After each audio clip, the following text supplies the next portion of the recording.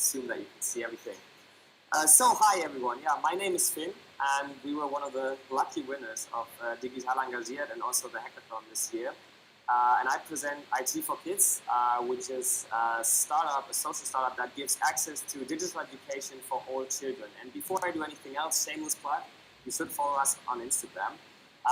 But that's all there is. So let's continue with the actual content of the presentation and what we do. In general, we started out a couple of years ago, but the organization itself was only founded at the end of 2019. So the organization itself is quite new, but we have been trying and going around doing what we're doing for a bit of a longer time. And what we did 3 years back, actually 4 years back, we started to think about the problems that might come up in connection with the digitalization. So you can clearly see that there are so many new opportunities being created. More jobs are being shifted towards maybe working also from home and being closer to your family. And we wanted to think, okay, what are not only the opportunities, but also the challenges, and who's going to have those potentially social challenges. And we very quickly identified that schools will have the big challenge with digitalization, even back then. Now with Corona and everything, it's much more obvious. But back in the day when we started out, I actually had 4 slides to explain why they should invest in digital education as a school. And nowadays I have my solution and my problem on the same slide. Usually I just say, okay, in schools there's a shortage of know-how and shortage of teachers, and we have that almost everywhere we go. There are some great examples, and every time we meet a school that's already got all of this, I'm really, really grateful and happy, but it's not the status quo. And in order to help schools reach that level of know-how and that level of having competent teachers who can teach digital education, we actually created I always say a full service package that kind of takes schools where they are with a very low barrier of entry, and we go and walk alongside them towards a more digital future. And for that we have provided the service consisting of 3 kind of pillars, which is we train university students who have no experience with computer science to become inexpensive course tutors. So anyone, anywhere can become a course tutor and immediately give digital education to the schools in their cities. We have regional teams. Anybody could become part of a regional team. And we have everything else ready to start digital education in their cities. So the student tutors are one big part. But of course, these are being supported by our other 2 pillars, which is the teaching materials that we have created, as well as our own teaching software. The software itself uses some kind of, we call it graphical programming. You've probably heard of it if you are into digital education. It's not something we came up with, but it's a great concept. And graphical programming is great not because everybody has to learn how to code, okay? That's not what we're doing. I'm in IT, so I actually work my day job, my other job kind of, as a software developer. But, and there I really, I go really hard on my keyboard. But I don't think that we don't think everybody has to do that. But we believe that the algorithmic thinking and process thinking, being able to reason about your environments logically, that's something that is a thought model that you can very easily pick up when you start to do graphical programming. So that's why it's so great. And together with the last pillar, our teaching material, we are able to teach these kind of thought models to children at a very young age. We're starting actually in primary school, and that's even greater because it means that nobody has ever heard about a nerd. I'm a real nerd, I really am, but the children, they don't really know what that is. And even better, they don't have that stereotype where they would say, okay, well, that's not something for me. Bullshit. It's IT and computer science and digital education is something for everyone, and everyone in society has to take part in it eventually. So that's why we are starting very early so that everybody can have access to digital education and choose to go down also that career path if they want to do that, but they don't have to, of course. So that's how the business model looks at the moment, and it's pretty simple. We have a contract with every school. The highest price that we have is 35 euros per hour, which is still very, very cheap. Actually, we are going down, and we have kind of a Robin Hood principle where the more situated schools are paying a little more, and the ones that cannot really afford the program, we focus on the most to give them the access and kind of distribute our program, I would say. And for that, the schools get the software and the material, as well as a student tutor who solves basically all of their programs, and then they continue giving IT courses and doing other IT events at the school for maybe 1 year, 2 years, 3 years. It's really until the school is able to do it sustainably themselves. And that's what we are aiming for. We are providing right now a concept that takes every school by their hand, literally, and walks them alongside digital education. And we even pay our student tutors as well. We pay them 13 euros per hour, which is more than the Hiwi loan in Germany. So the university, whatever the university pays the university students. And so we're kind of saying, okay, you know, if you have to decide between getting a job at the university or maybe you volunteering with us, then please have a little bit more so that we can really help this cause. So that's kind of the business model, at least from day to day. Nowadays, we are also doing a lot of online tutoring directly with the schools. We've recently had a couple of events during COVID where we've taught around, I think, 200 teachers online how they can use also Zoom and Teams to train or teach, anything online. So that's really kind of, you know, approaching new businesses as well. And yeah, we've really started growing in 2020, and I think a lot of that is also down to digital.engaiert and the network that came with that. So maybe to just sum up real quick, we gave access to digital education to roughly 3,500 children. Now that's hard to imagine for you. It's about what a teacher reaches throughout his whole lifetime. So we are really grateful that we could already make an impact in 2 states, actually, in Germany. And we've reached over 30 schools in over 200 different courses and events, and had an actual income of 106,000 euros in 2020, which is amazing given what we started out with. So yeah, that's kind of that. This is the part where I can only tell you about the project, but I also have a lot of opinions of digital education in general, and I'm looking forward to sharing that with you later, or also on the Discord. So you should definitely stop by. And if that got you interested, then I would just want to talk to you a bit about where we're going. So in 2020, we kind of had that regional scale up where in the kind of pilot cities that we had started, we got a nice foothold. And now we're going nationwide. So anybody who thinks that they want to give digital education in their region or their city, reach out to us. We have a couple of programs for you. You can immediately start your own regional team. And yeah, be immediately able to teach and help your schools there. So please do support if you want to. Of course, we also take some strategic partnerships as well if that's something you're interested in. Yeah, with your support, we're able to hopefully become a nationwide initiative and a real platform for schools and for teachers and for children by the end of 2022. Yeah, so that's kind of where we're going. You should definitely get in touch. Again, Instagram is also there. You should check it out. It's a really great account. These are some of the people in the team. We are actually 26 team members at the moment, and we just keep on growing, honestly. So yeah, that's kind of it. Thank you, Leonard, and see you later in the discussion and the Discord. Thanks a lot, Finn. Already looking forward to learning more about what you think about digital education. Let's have a good discussion in a second. And we are going back to back now. And our second speaker will be Helena Wittek. Helena, she's from Dare2Care. And Dare2Care has actually been the winner of our hackathon that I just mentioned that we had in September. So, Finn, we are going to talk about digital education. That's something we're going to discuss with Helena as well. And what's really important is for all of you here, while we're waiting for Helena, if you have any questions to our speakers, to the digital.engaiert team, to the Nextcoder team, then make sure to type your questions in the chat. And then I would say, Helena, warm welcome. Good to have you on board. Hi, thank you. Hi. So, are you ready to present? We're going all in. I am, of course. Awesome. So the stage is all yours. Thank you.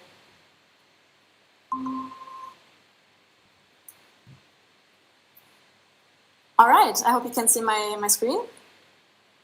Yes. Okay, so yeah, thank you so much. I'm super excited to be here and to talk about digital.engaiert and also about education. And yeah, I believe that we have a lot of work to do to shape the future of education. And this is also the reason why I founded the nonprofit Dare2Care. And we think that the current educational system fails at teaching children the skills they truly need to overcome their everyday challenges and to prepare them for the future. And this leads to problems like social inequality, social conflicts, and actually also a mental health epidemic. And we think that we can save children from the problems of their future, but we can give them the tools they need to overcome them. And we also believe that once we educate each child on how to conquer their personal challenges, we empower them to help solve society's biggest challenges of the future. So we think that strong personalities build a strong democracy. And we do this by rethinking education to teach children life's most important skills. And these most important skills are not just made up, they're actually based on research by the World Health Organization and also UNICEF, and they're called life skills, and they include skills like communication, empathy, self-awareness, critical thinking, coping with emotions and stress, problem solving. So basically everything you need for life. And we do this by teaching these things at schools and workshops, and we connect life skill education, so these life skills, with topics that young people feel passionate about but are rarely taught in school. So these things include social media and social responsibility, mental health, sexual identity and gender, and also environmental psychology. But we also believe, as everyone here at Digital Engagiert, that it's really time for education to be digital. And so we also do this with interactive online workshops. So we can do this remotely and also facilitate this remote teaching. And also we want to support young people whenever they need it most. And we think we need to be where young people are. So we are in the social media platforms, and our science-based content is easy to understand, and we want to help the Generation Z with their social and emotional struggles. And this is a little screenshot of our community where we can freely talk about whatever we struggle with. And we are super lucky to receive really great feedback from teachers, from students. So teachers say that our program is really good at doing preventative work against problems in school, but also for life. And also super happy to receive feedback from students that say that they had a lot of fun, and it was understandable, and that we inspired them. And this is our impact in numbers. So we reached 1,200 students in the classrooms pre-COVID, and the students rated our workshops with the scale of 1.5 in the German school system, grade system. And we reached about 9,000 students or young people in general online. And this is a little timeline. So the idea for Dare2Care was sparked in 2018 in Lübeck, where I study psychology. And in 2019, we built regional offices in Berlin, Lübeck, and Würzburg to reach schools in these three cities. And last year, 2020, we launched our digital education formats.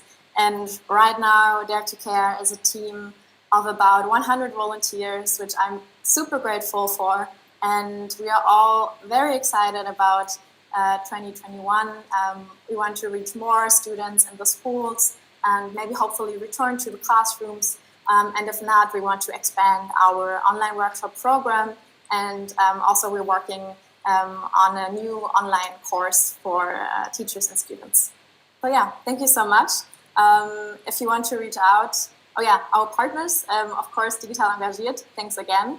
And if you want to reach out, then feel free to contact me directly or go on our Instagram or on our website. Thanks. Thank you very much, Helene, for the presentation. Also very curious to discuss with you more about how your journey at Digital Engagiert was. So I'll see you back here on stage in a few minutes.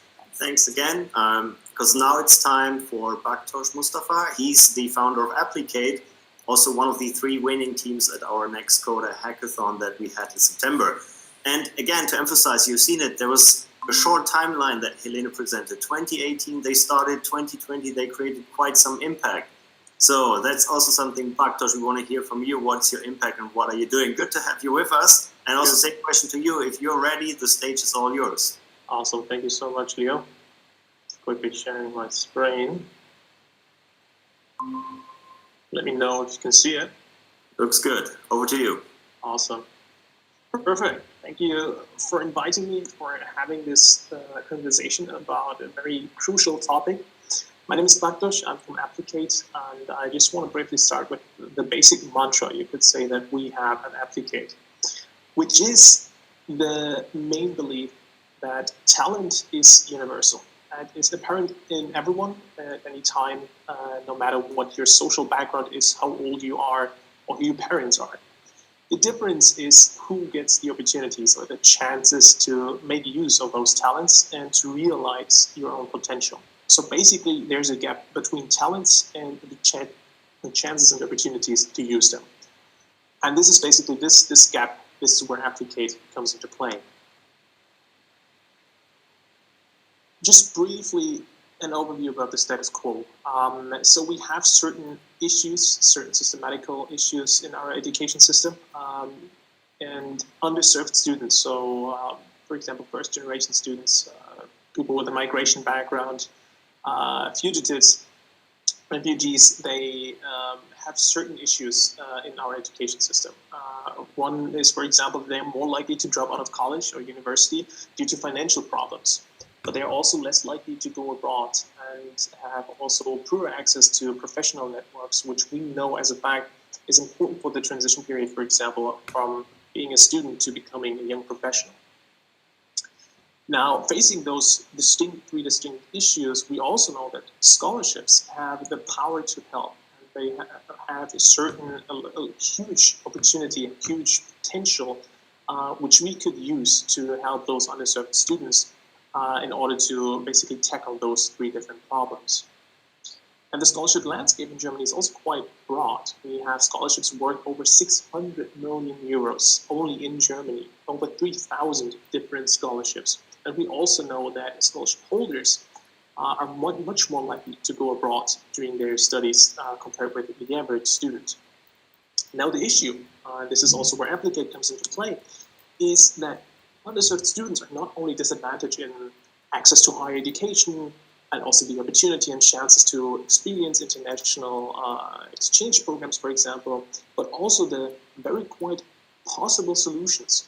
In this case, scholarships are parts where they are also disadvantaged in different parts, starting with, of course, that they apply less often for scholarships. This is due, for example, the lack of information, but also prejudices that lead people to not apply for scholarships because they might believe that they are not the kind of person. This is something that we hear quite often. It's not like they usually say that I'm not someone who gets a scholarship. So these prejudices lead them to apply less often. But also what we also know is that the immediate social network, so social surrounding, the family and friends, are the most important motivator, or you could also say impulse, for people to apply or believe in themselves to apply and for scholarships to get that kind of support. And last but not least, if these people get through all these different steps, they know about scholarships, they have the motivation to apply for them, they believe in themselves that they might become a scholarship holder themselves, we also know that if they apply, they also have poorer chances of being accepted. And this is where ApplicAid basically focuses its work. And our main goal, our mission, is to support young, underserved, talented students on their way to a scholarship in order to support them in a sustainable way. Because we know that scholarships can help them and increase access to higher education give them the chances to experience international exchange programs, go abroad, but also give them the professional network that helps them during this transition phase to become a young professional after finishing their studies. Now we do this in three different ways.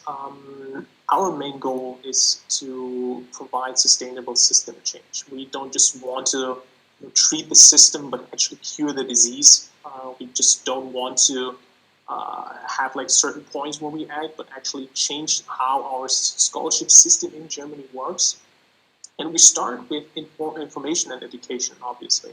Informing, for example, students, underserved students, but also facilitators, advisors at the university, teachers. And the next step, which builds up onto that, is the motivation and empowerment. The misbelief is that if you tell someone that there is some kind of scholarship or something that might help them, you think just because now I told them that this thing can help them, they will use it. This typical misbelief, if it's out there, someone will definitely use it. We know that this is not true. So we need to empower and motivate those people to basically tell them and make them believe in themselves that they also can become a scholarship holder. And also provide them with peer-to-peer support on an eye level. For example, with our digital mentoring program. Now, for each of these three steps, there are also different parts how we basically, practically spoken, dealing with them. Starting with guidelines and information. We wrote, for example, a scholarship guideline where we summarize all the most important information about scholarships all together and provide it for free online, but also to, for example, advisors at universities and teachers. We raise awareness at universities through our local hubs. And we also have opened Facebook groups where we spread the word about different, also smaller funding programs and scholarships, and where we also help with smaller questions about applications for free, obviously, all the time. And these Facebook groups alone have already over 3,000 members, which we help on a regular basis. We also have workshops and trainings where we already trained and helped several hundred people in webinars and workshops, and also trained facilitators and advisors, as I already mentioned, for example, teachers or university advisors. And last but not least, our digital mentoring program, where we match prospective scholarship holders, so people who want to apply, with current scholars or alumni where we receive a scholarship that this person wants to apply. We match them and provide them with different guidelines, and they both go through a 5-week mentoring program that we pre-structured already with the goal of helping the applicant to write or basically be able to set in the best kind of application that is possible for them. And we already, luckily, were able to provide or help our mentees to get scholarships with a value of over 150,000 euros, purely in financial support. So basically, you could say money that went onto their banks for them to be able to study, to go abroad, and to basically fulfill or realize their full potential. Here you can see just some of our valuable partners and other awards, obviously also digital.engaiert, which we are very grateful for. And yeah, that's it. Please get in touch if you're interested in our work, and I'm happy to go and move into the discussion with you, Leo, and Helena and Ben. Thanks, Bartosz. Thanks for the presentation, and thanks for also taking over my job to get the others back on board. So as you said, we're now going to have a discussion with Helena and Finn. You didn't do any advertising for your Instagram account, though. You can please follow us, #ApplicAid.org. Here you have it. Well, equal opportunities, right? I wanted to give you the chance, and we'll also give the chance to Helene. So Helene and Finn come back on stage, and while we're waiting for them, maybe the first thing I would like to talk about with you, of course, now in the discussion, learn about digital education. Finn at the beginning said he has strong opinions about digital education, so let's hear from them and from all of you. Where do you see the pros, the cons, the limitations, the challenges when it comes to digital education? I think 2020 certainly has been a very specific learning journey that we all made as well. unique circumstances. So what can we take out of this for digital education? Maybe that's our first question, and there Helene is as well. So Helene, first question, we're going to talk about digital education, and Finn said he has strong opinions as well on this. I imagine all of you too. Where do you see the pros and cons? Finn, you want to go first? Maybe we can do it more like a mix. Everybody goes step by step. Sure. But I feel you were asking also about the pros of like digital education, probably in respect to the last year, right? Yes. What are the key takeaways there as well? So, in my opinion, or something that I think is really great is this new sense of urgency. Especially when it comes to, COVID, you kind of have to, there are so many downsides that we stop looking at them and you just, you start looking at the upsides. And I think urgency in general is something great. And also people are much more open in general to the idea of digital formats. I think we've seen a huge surge of also other organizations looking into how you can improve education online. We are focusing very much on how you can improve from a content perspective. So we are focusing on digital and IT content, and that's great.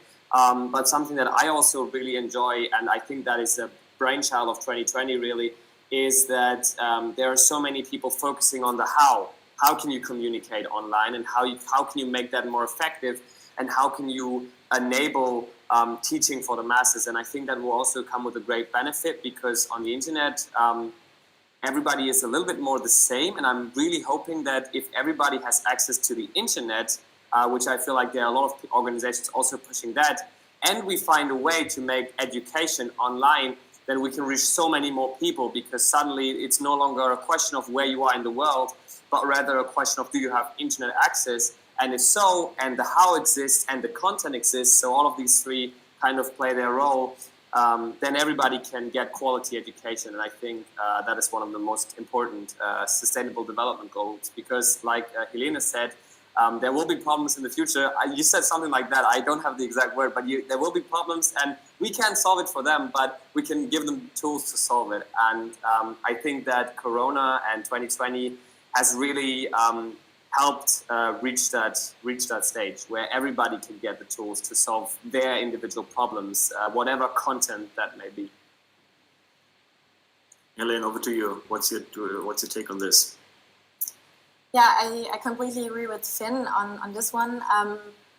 However, I also want to put the emphasis on not just thinking about how we can do it, so how we can get everybody to learn digitally, which I think we can all agree on is super important and is the foundation of the future of education, but also what we teach them, because I don't think it's really helpful to just do it digitally, but to not change a thing about what we teach students, and to not think about what they actually need. And this isn't only about the things that we teach them at Dare2Care, like life skills and social and psychological skills, but just generally, how can we make math just more adaptive to what we need right now, or even German, like all the things that we all know. How can we make it so that it really is part of the age that we are in? And I think this is often neglected in the conversation about digital education. So I would hope to see more of that. And I think Bartosz is probably the expert on this, but I also think that we kind of assume in our bubble maybe that everybody just has a laptop and just has a perfectly working phone, but that's not the case. Like most students, most teenagers don't have that. They don't have these tools that we take for granted. So yeah, these two things are super important to me. Yeah, because Finn, there was this if in your statement, if everybody has these equal opportunities. And I mean, let's say in Germany, we've been stepping up the game. Everybody has been improving, got a new camera, got maybe a LAN cable, got a proper microphone, some light whatsoever. But in many parts of the world, we don't see it yet. And maybe then over to Bartosz, because we have a lot of international projects, and you still see this as a fundamental hurdle to communication. if online communication is not good, the quality is not good, you have delays and so on, this can be really a bottleneck. And there's also one question, I'll just pick it up here, from Golden Tricks, who says, but what about the youngest students in primary school and so on? So do we really see improvements there? But maybe first over to Bartosz, because Helena introduced you in this way into the discussion. So do you feel that we have tremendous downsides there when it comes to access to digital tools still? Yeah, it's an amazing question, because I definitely believe that, building up on what Finn and Helena already said, that, for example, Finn said that it's really important to, I would say, paraphrase it, into democratizing, the access to information or digital education in general. Helena said that it's important to also be aware of what we are teaching when we're doing this democratization of information and education. But also the most underlying question that we all have to ask ourselves all the time is, who are we teaching, and who is already, or who is being taught by the kind of digital education that we're providing. And one really interesting quote that I believe fits very well is, if we talk about our children, whose children do we mean? Or whose children are we talking about? And I think this is something, if you really think about it on a self-reflective but also critical way, you tend to realize that if politicians, not only politicians, but most people, if you think about, we want to teach our children, usually children with a low, from a slow socioeconomic background, are usually excluded by that definition. So also thinking about the inclusiveness of digital education, exactly building on what Helena rightfully said, that who has access to those tools which we need for this. But also I have this another situation just happened the other day, where a friend of mine who is having an exam which will happen online. But what happens with those people who, for example, are sharing a room with their siblings and who don't have any time for themselves to focus on the exam, even if they are doing it from home? So I think this is something that we all have to think about, and also the implications of what it means when we're doing this kind of digitalization. Are we prepared for this, and are all of our children prepared for this? Yeah, absolutely. And coming back to the point, what we're actually teaching, do we see a shift? I mean, Finn, you're teaching IT skills, digital skills. Do we put it in a different context? I mean, that's something that is at the core of what we do at Nextcoder, digital skills to solve social problems. And maybe ethics is a fundamentally important skill that would come into this. And luckily we have a lot of debate about the ethics of technology right now. So do you see that changing in the curriculum, in the content, or is it still really at the beginning yet? I think that I'm not, we are the expert when it comes to content in terms of computer science, like you said, in IT. And I think that we can really see a shift there. Maybe picking up the question in regards to also the primary schools where we're primarily active, we can really feel that change. It has always been, the thing is, when you're working also with a more like a purposeful startup, maybe non-profit, something like that, it's always easy to open new doors, because people always really, they have come with open arms. But we've really felt that, especially in the last years, that's more so than ever before. People are asking for these new types of content, because education in general, I think, has a pretty long process before one new iteration is done and teaching materials are updated. Maybe that's also due to the fact that there are a few large businesses who run the primary, that are the primary source of teaching materials and stuff like that. So it's not as highly iterated, I think. But I can really see a shift there in computer science, but also I'm sure that Helene has a lot of inputs. And we also have some other programs in digital.engaiert that have a new take and new content. And I can really see, and I know that all of these organizations feel the same, that the schools are really looking for that, especially also in primary schools. Everybody's open to the idea. And I think that is the key change that has happened also in 2020. There's a lot of pressure on the schools to evolve from the parents. And that's something, you have to ask yourself, okay, who are the target groups of a school? Well, there's obviously the children, but giving something towards children or having an offering that targets children is always hard, because in the end, they might be the motivator for the decision, but they are rarely ever the decision maker. And that's kind of hard because the parents or the schools are in the end able to decide who's teaching what. But when you have that one huge group, the parents focusing and pressuring schools into, okay, you need to iterate and you need to do it now, then you will see that shift in the landscape of teaching materials. And I think that's what we are seeing at the moment with, like Helene said, more relevant problems also to society. So that I'm not only focusing on solving my maths question, but also solving the fact that a filter bubble can be a really dangerous thing, and I need to be aware of how I can deal with it, and also understand that some things I find online might be fake or fictional. Yeah. And I mean, Elaine, you're teaching life skills. Life skills can have that personal view, so I'll improve my life, or I can have life skills that improve the lives of others. So do you see that shift there when it comes to teaching life skills? Because one thing that, Bartosz, you mentioned in your presentation, system change. Like, how can we really change systems? How can we think more holistically? Is that something that is now reflected in life skills learning? Definitely. I think that's the main point. I mean, when we think about society, we kind of like have this abstract view of, a society, whatever that means. But a society is made of people, like of millions or thousands of people. So who actually shapes the society? The people in them. So what can we do? We have to target the individuals.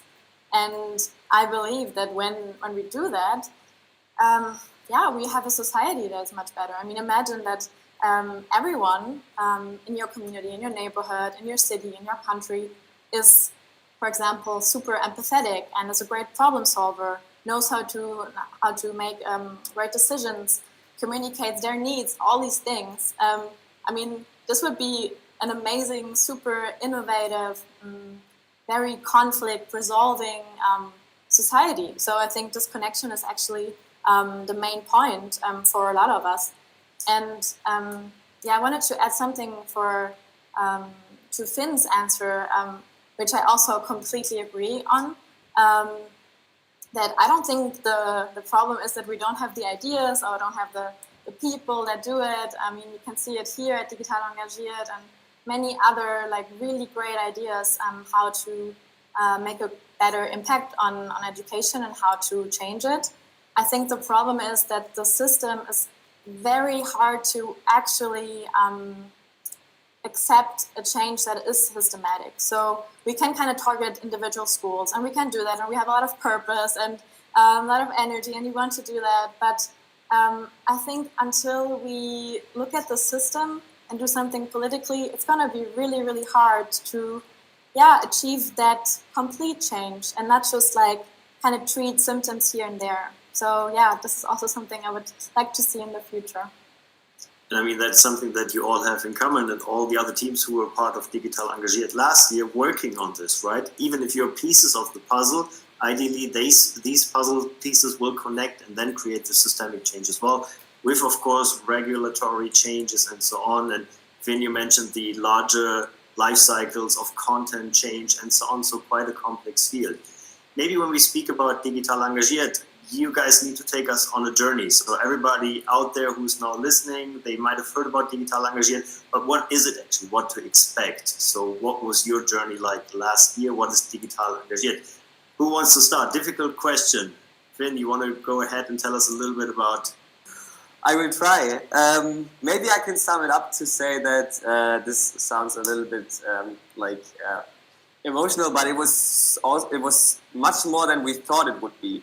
Which you rarely, I mean, this kind of sounds like I'm being paid to say this, but I'm not. It's really crazy. We just sign up, and honestly, there are a lot of different competitions and kind of incubators or programs that you can take with your organization, and sometimes they all look the same, or the sea of them is just so large that it's hard to find the really great spots. And so we were actually signing up for a couple different programs, and we have done a couple different programs, some of them small, some of them large, and Digital Engaiert has definitely been one of the greatest program we have picked up, because I like to say that usually when you get the support, in such a program, you usually get either you get money or you get some input, and that's always some kind of nice. But when you get the money, then you still have to find ways to spend the money. And when you get the input, you think like, oh my God, yeah, that's a great idea. But now who's going to do it?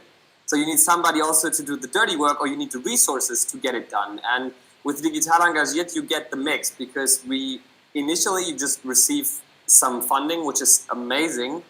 We could immediately put that to use, but also during all of the discussions and the coaching sessions that we've had and the network meetings and everything, every time we had an action item where we could say, okay, yeah, that is a great idea, that will improve us as well, we could put that to use, because we had the funds to do it. So if we thought, okay, we're gonna maybe really quickly have a redesign, have somebody do the mock-ups, get some new graphics, a video intro, whatever we want to do, improve our marketing, or maybe just talk to an expert on something, we could do that because we either had the network or the resources. And that's something that I think is very unique to Digital Engagiert. Bartosz, do you get emotional when you look back at 2020, your participation in the program? Of course. Digital Engagiert was awesome for us, and also a lot of because of our great coach. Shout out to Elias and Lydia from Stifterverband. We with ApplicAid and I also did already quite a couple of those kind of coaching things with different prizes we won. And I can say that Digital Engagiert was definitely the best, also because of Elias and the help that he provided us, because it was the most sustainable kind of help, I would say, that we got there. It was highly individualized, so it was not that you got something where you were thinking all the time, I don't really need this, it's just a waste of my time, but rather the very, the sessions where you just can jump in and ask your questions, get the help, and jump out again and move right into the work, was really helpful for us in many different ways. And I think also where we're totally agree with Finn is that it's much more challenging than we thought at the beginning. Also with the informations provided before and during the application were not that much, so you weren't, or at least we were not really quite sure about what's the scope that we're talking about, the range of work that we're dealing with. And we realized very quickly that we needed one singular person of our team who's just focusing on the things that we're learning and doing and have to do for, not for Digital Engagiert, but thanks to Digital Engagiert, I would say. So it's something that you should also think about if you're thinking of applying that. It's more work, it means more work for you, but it also means much more development for your whole organization. So I think I would do it definitely again if I could. So that means you also need to put in a lot of commitment. It's not just a program where you participate and then that solves all your problems. Finn, you said the dirty work needs to be done. So, Ellen, I mean, maybe there's some good advice also for everyone who will now apply and hopefully then join the 2021 cohort. How do you make the most out of it then? How do you get all the dirty work done? Yeah, great question.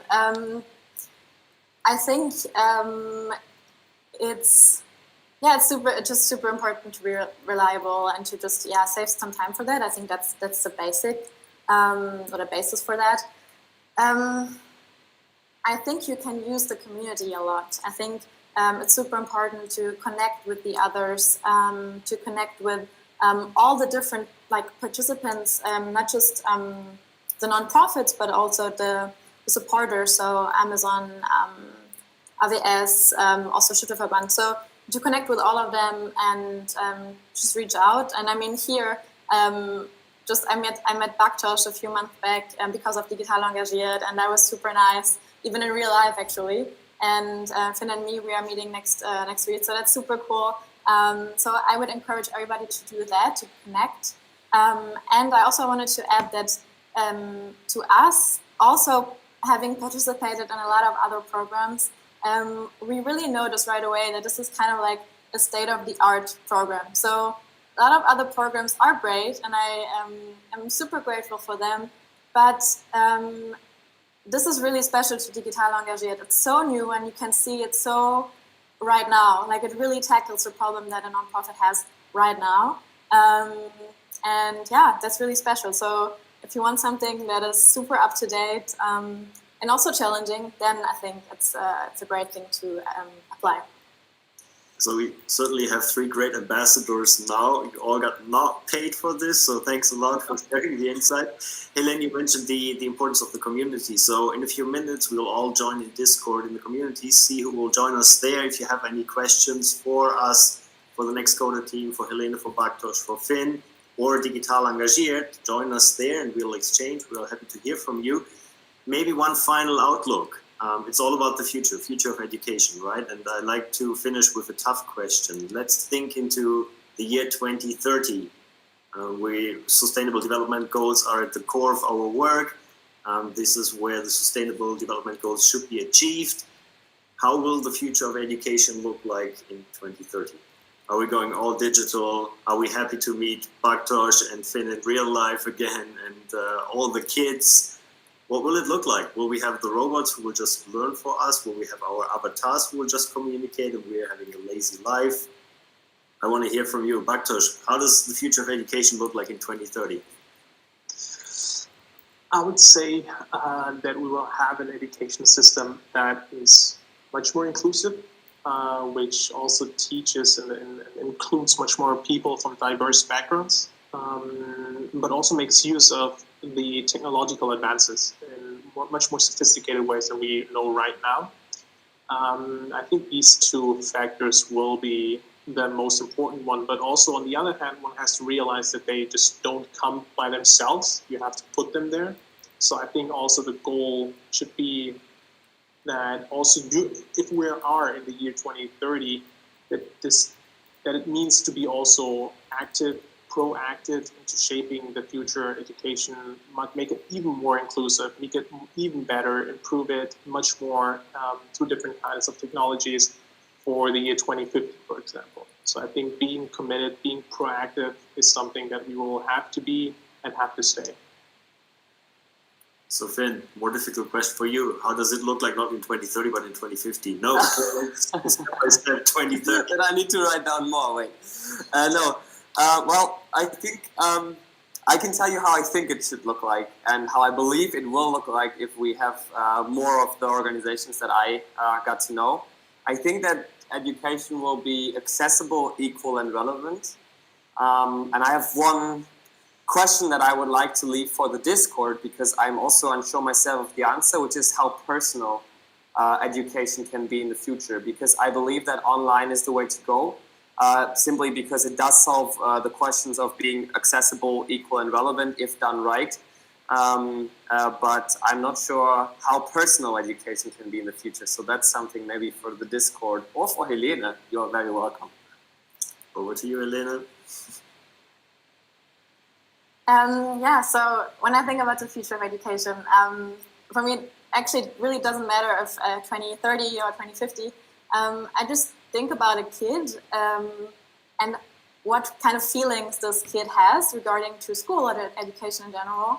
And I want this kid to be, to think that school is something super useful. So they go there and they really believe, okay, what I learned here is super interesting, super useful, and makes complete sense. This is one thing. And I also want them to think it's flexible. So they can learn whenever it's good for them. So digitally, but also in schools, in contact with others. The timing should be more flexible so that it's adaptable to their lifestyle. And I want them to be super curious. So to actually have like this passion for school, like I think we all have for our visions and our organizations. I want this this passion for them, so that they can like learn something and really think, okay, this is exciting, this is cool. This would be my dream.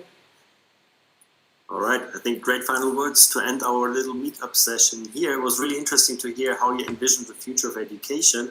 It was really, let's say, more on the qualitative side. So it was not about robots, VR, whatsoever, but you were really talking about the qualitative elements, being inclusive, being flexible, being like really relevant for people. I think there are a lot of good thoughts. So thanks again. That was a fun session with all of you, and thanks to digital.engaiert. As I said, I mean, this is not the end. This is kind of the end of the formal part of the meetup. We're now all hopping over to Discord. You will all find the link below in the description, but we also put it in the chat here. So just click on the link. Most of you are already in the community, so it should be easy. You'll find us in the main room there. And thanks again, Helene, Bartosz, and Finn. And I'll see you in our different tool in 20 seconds, 15 seconds. Thanks. Okay. Challenge accepted. Thanks. Bye. Bye.